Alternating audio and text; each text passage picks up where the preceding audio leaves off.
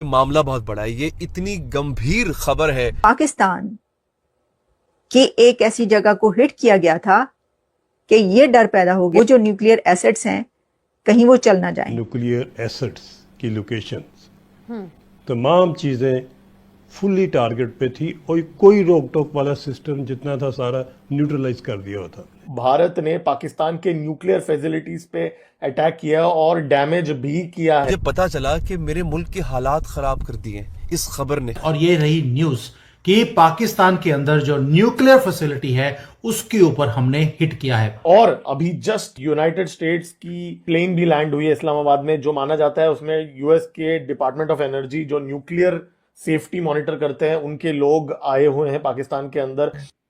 और ये आता है तब जब वो डिटेक्शन करता है न्यूक्लियर डेटोनेशन कहीं अगर हुई है और न्यूक्लियर रेडिएशन को रोकने के लिए। India striking deeper and more extensively into Pakistan than they have done in 50 years. The countries have fought several wars previously over issues. Every time Pakistan loses. जब भारत ने ये बेसिस पे अटैक किए तब अर्थक्वेक्स भी हुए हैं, रिकॉर्ड हुए हैं। तो क्या ये अर्थक्वेक्स ये अटैक्स की वजह से हुए हैं? पाकिस्तान और अफगानिस्तान के अंदर इतने ही दिनों के अंदर या इतने ही देर में 2-3 अर्थक्वेक आए हैं। नूर खान बेस की जो कहानी है लोगों को समझ ही नहीं आ रही है, मीडिया बता नहीं पा रही है, लोग और पल्ले पढ़ नहीं रहा है, सारी सीक्रेसी। आपको रामचरितमानस की एक कुछ पंक्ति याद दिलाऊंगा, आप समझ जाएंगे। तो याद कीजिए वो पंक्ति जो है, विनय न माने जलधि जड़ भय 3 दिन बीत, बोले राम सकोप तब भय बिन होए न प्रीत। तो समझदार के लिए इशारा ही काफी है। या तो कौम साथ हो या पैसे आपके पास हो। पैसे पाकिस्तान के पास है नहीं और कौम इस वक्त जो है वो नाराज है मिलिट्री एस्टेब्लिशमेंट से। हिंदुस्तान चूंकि एक हैवी वेट इस वक्त कंट्री है दुनिया में और पाकिस्तान के पास इसमें कितना पैसा है, क्या हम इंडिया का मुकाबला कर सकते हैं? उधर BLA भी है। आपका मेन दुश्मन कौन है? तो ये तो आप नए फ्रंट्स खोल के अपने मुल्क को। नमस्कार दोस्तों, स्वागत है आपका नए वीडियो में। दोस्तों अभी अभी खबरों से पता चला है कि अमेरिका का एक न्यूक्लियर एनर्जी से रिलेटेड कोई प्लेन है जो पाकिस्तान में उतरा हुआ है। तो क्या इंडिया ने पाकिस्तान के न्यूक्लियर वेपन्स को टारगेट कर दिया है? खबरें तो ये भी आ रही हैं कि पाकिस्तान में न्यूक्लियर रेडिएशन भी लीकेज हो रहा है। तो इस खबरों में कितनी सच्चाई है ये तो हम आगे अपने वीडियो में देखेंगे। तो दोस्तों वीडियो को पूरा देखिएगा और अगर आपको वीडियो पसंद आता है तो चैनल को सब्सक्राइब जरूर करिएगा। जी के साथ आके बहुत अच्छा लगा। हमेशा ही अच्छा लगता है। Thank you Gayatri ji. तो ये सिचुएशन ना बड़ी बहुत इंटरेस्टिंग है। आप ये देखो कि फ्रॉम ऑल द डिटेल्स जो बाहर आ रही हैं वो ये बाहर आ रही हैं कि नूर खान एयरबेस अगर एक वो 2019 का द प्रिंट का एक बहुत इंफॉर्मेटिव वीडियो है एक्चुअली। हालांकि द प्रिंट कितना अच्छा काम नहीं करता, पर 2019 में एक वीडियो निकाला था उन्होंने जिसमें उन्होंने डिस्कस किया था कि नूर खान एयरबेस जो है वो वहां पर वो एक्चुअली न्यूक्लियर हेडक्वार्टर है पाकिस्तान का। वहां स्टॉक पाइल है पूरा न्यूक्स का और उन्होंने बहुत डीप टनल्स बनाए हैं और वहां पर उन्होंने वो स्टॉक पाइल रखा है। वो चाइनीज टेक्नोलॉजी बनाया क्योंकि उनके खुद के पास इतनी टेक्नोलॉजी नहीं थी कि वो इतने डीप टनल्स और इतने सिक्योर टनल्स बना सके। कहते हैं उन्होंने ये कहा था, दिखाया था कि इतने सिक्योर हैं कि कोई भी वेपन उसको अंदर तक जा नहीं सकता। जहां तक हम देख रहे हैं वो 2-3 चीजें हुई हैं। एक तो ये है कि एक प्लेन है जो यूएस डिपार्टमेंट ऑफ एनर्जी का, वो वहां पहुंचा है और वो जो प्लेन है वो एक बड़ा स्पेसिफिक सा प्लेन है। उसका जो नंबर जो है जो उसका वो है N11SZ, वो डिपार्टमेंट ऑफ एनर्जी का है। उसका कोड जो है A03192 है। वो पाकिस्तान इस्लामाबाद में लैंड किया है और कमाल की बात यह है कि ये जो ये प्लेन जो है वो B350 का है और इसके बारे में काफ़ी डिटेल भी है। और ये आता है तब जब वो डिटेक्शन करता है न्यूक्लियर डेटोनेशन कहीं अगर हुई है और न्यूक्लियर रेडिएशन को रोकने के लिए। और दूसरी तरफ एक और प्लेन के बारे में वहां आने की खबर अब मिल रही है जो इजिप्ट से आ रहा है।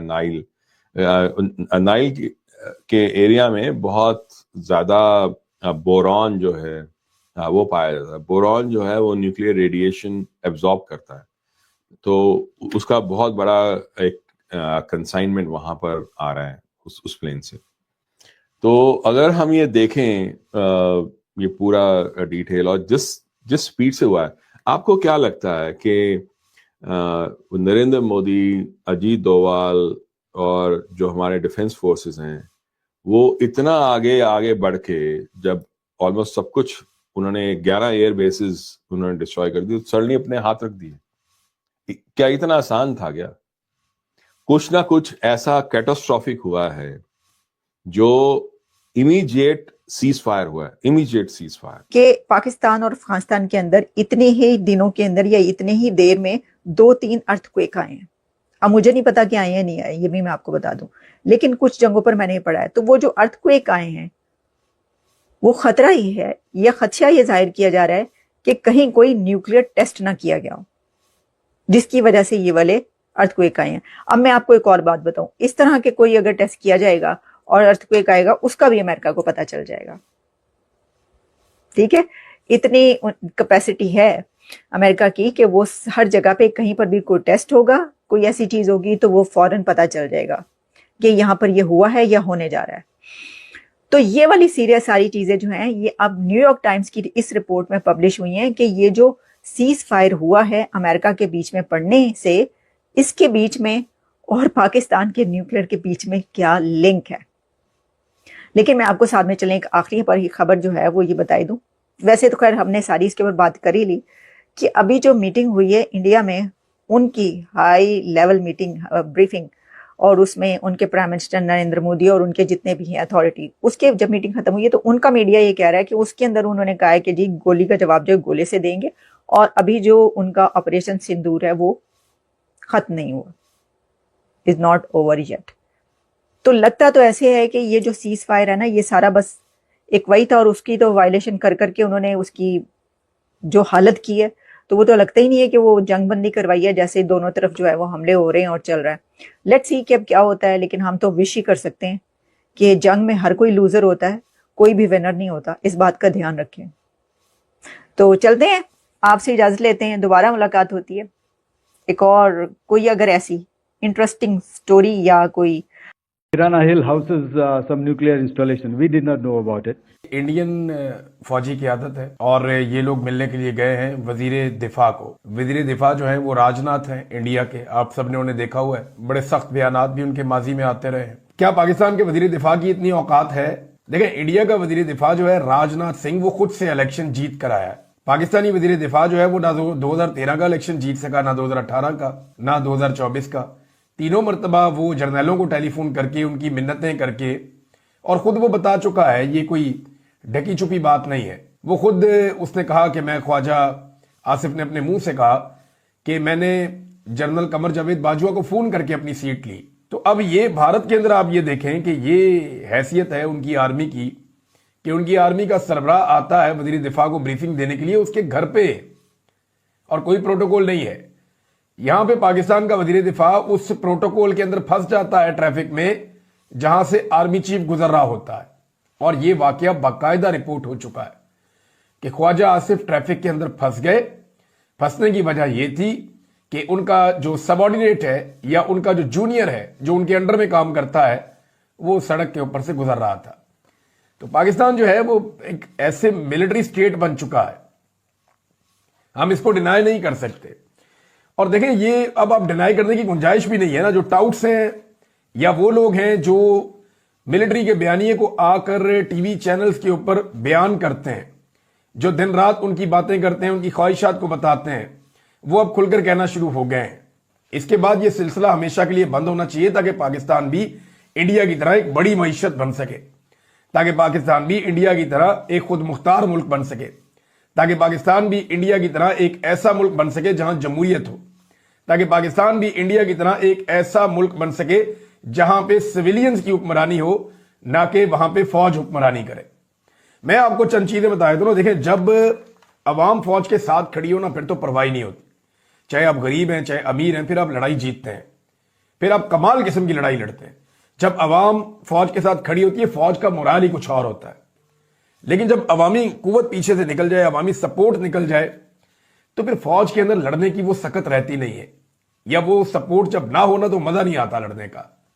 ड्यूटी तो करते हैं, लेकिन वो जो जान लड़ाने वाला मामला है ना, वो कौम साथ खड़ी हो ना, फिर बात बनती है। और ये सब जानते हैं, वरना ये मिली नगमे क्यों जारी किए जाते हैं? इसीलिए खून गरमाने के लिए, ताकि अवाम और फौज करीब आए।